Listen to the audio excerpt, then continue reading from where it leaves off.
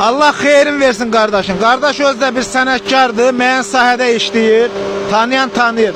Kenan kardeş Allah xeyri versin. Can sağlığı ilə. 5 gün ərzində zakaz verdi, 3 kilovat, 3000 aparat. Allah heyvana bərəkət, cana sağlıq versin. Nə məsləhət görsən bu aparat alanlara? Allah güzel. Allah yollarına bak. Xeyirli uğurlu olsun. Kimi botun belə lay götdün, bax olduğu kimi eyni qaydada versən gedir. Bax belə bir balaca tərpətdim, saati gedir.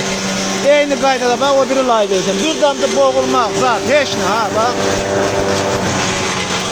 Maşallah, burası kimiydi? Bax. Kimə ehtiyac olsa əlaqə saxlasın. 3 kilovat, 3000 aborot, 18 bıçaq, 8 pərdi. Bax eyni qaydada. Bu boyda layı hangisi bir aparata vermək olar? Buna bax. Buradan yerləşmək.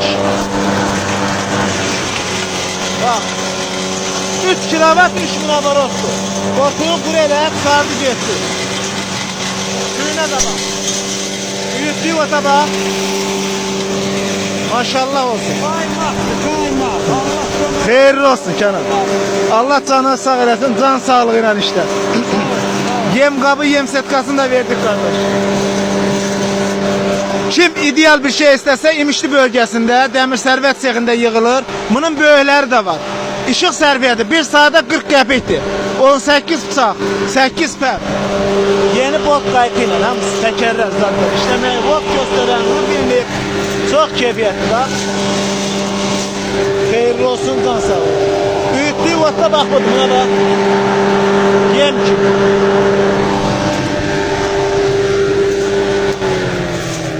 Kenan Allah xeyri versin kardeş. İşləməyə nətər də aparatın? Kaymak. Halaldır. Sənin özün də gözəl bir sənətkarsan, əl qəvviyyətin var. Mən bilirəm ki, hər işi bəyənən deyilsən. Sağ ol. Sən ki bizim işə qiymət verirsən, təşəkkür edirəm. Allah xeyri versin. Ehtiyac olanlar əlaqə saxlaya bilər. Azərbaycanın müəyyən rayonlarına çatdırmamız var. Xeyirli uğurlu olsun. Can sağlığı ilə. Amin. Hə, xeyirli olsun, yoxladıq, şunuruna qədər verdik, yem qabı, yem setkası qardaşlar. Allah xeyri versin qardaşlar. Can sağlığı ilə.